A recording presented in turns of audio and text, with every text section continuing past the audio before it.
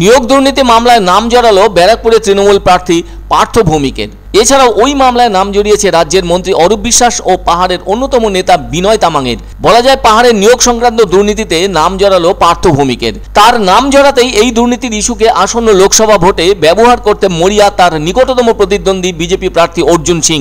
প্রসঙ্গত, এর আগেও অর্জুন সিং বারবার পার্থ ভৌমিকের বিরুদ্ধে সন্দেশখালী শেখ শাহজাহানের সঙ্গে মিলে নৈহাটিতে জমি কেনাবেচা সংক্রান্ত দুর্নীতির সাথে যোগ পেয়েছেন বলে জানিয়েছেন।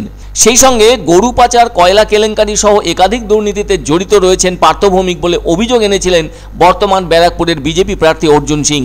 অন্যদিকে ওই ঘটনায় বিরোধী দলনেতা শুভেন্দু অধিকারী পার্থ ভৌমিক ও মন্ত্রী অরূপ বিশ্বাসের নাম সাংবাদিকদের কাছে বলায় বুধবার ব্যারাকপুরের তৃণমূল প্রার্থী পার্থ ভৌমিক পাল্টা সাংবাদিকদের মুখোমুখি হয়ে তা নিয়ে ক্ষোভ প্রকাশ করেন। তিনি বলেন তাকে নিয়োগ দুর্নীতিতে জড়াতে চাইছে। সেই সঙ্গে তিনি বলেন শুভেন্দু অধিকারী আমার আর অরূপ বিশ্বাসের নাম নিয়ে আমাদের ভাবমূর্তি নষ্ট করার চেষ্টা করছে। আর একথাও বলছি, আমার সাথে বিনয় তামাংয়ের কোনো পরিচয় নেই।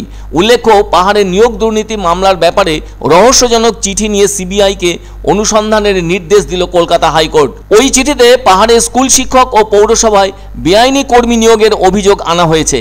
আর ওই দুর্নীতির পেছনে রাজ্যের একাধিক মন্ত্রী ও শাসক দলের প্রভাবশালী নেতাদের নাম যুক্ত থাকার অভিযোগ করা হয়েছে। কলকাতা হাইকোর্টের বিচারপতি বিশ্বজিৎ বসু আগেই এ নিয়ে তদন্তের নির্দেশ দিয়েছিলেন সিআইডিকে। কিন্তু স্কুল শিক্ষা দপ্তর এ ব্যাপারে বিধাননগর উত্তর থানায় অভিযোগ জানানোর ব্যাপারে গেলে কোনোভাবে ওই থানার আইসি সেই এফআইআর না করতে দেওয়ায় তাকেও হাইকোর্ট তলব করেছে বলে জানা গেছে। তবে হাইকোর্টের বিচারপতি বিশ্বজিৎ বসু অবাক হয়ে যান শিক্ষা দপ্তরের অভিযোগটি কেন এফআইআর হিসেবে নিল না বিধাননগর থানা। এবার কিন্তু এ ব্যাপারে আদালত নির্দেশ হিসেবে জানিয়েছে আগামী 2 সপ্তাহের মধ্যে সিবিআইকে অভিযোগ সংক্রান্ত চিঠির সত্যতার যাবতীয় খোঁজ খবর নিয়ে আদালতকে রিপোর্ট দেবে। সেই সঙ্গে এর পাশাপাশি বিধাননগর থানার আইসিকে হলফনামা দিয়ে জানাতে হবে কেন তিনি অভিযোগ পাওয়ার পরও এফআইআর এর ব্যাপারে কোনো রকম গুরুত্ব দেননি। একই সঙ্গে পাহাড়ের গোর্খা টেরিটোরিয়াল অ্যাডমিনিস্ট্রেশন জানাবে ওখানে প্রায় 700 জনের নিয়োগের ব্যাপারে দুর্নীতির অভিযোগের ক্ষেত্রে কতখানি সত্যতা আছে। সেই সঙ্গে ওই সমস্ত চাকরি প্রার্থীদের যোগ্যতা আর তার নিয়োগ কিভাবে হয়েছে সেসব নথিও দিতে হবে আদালতকে। ওই অভিযোগ সংক্রান্ত চিঠিতে রয়েছে তৃণাঙ্কুর ভট্টাচার্য সহ একাধিক ছাত্র ও যুব নেতার নাম।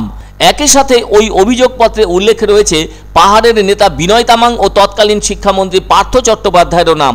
শুধু তাই নয়, উত্তরবঙ্গ বিশ্ববিদ্যালয়ের তৃণমূল ছাত্র পরিষদের নেতা তথা সংগঠন সহসভাপতি প্রান্তিক চক্রবর্তীর নামও রয়েছে ওই চিঠিতে।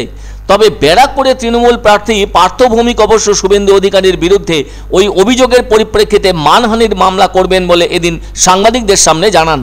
আমার নাম জড়িয়ে যায়নি, শুভেন্দু অধিকারী বলেছে। শুভেন্দু অধিকারী অরূপ বিশ্বাস আর আমার নাম বলেছে। আমি চিঠি দিয়েছি বিনয় তামাংকে।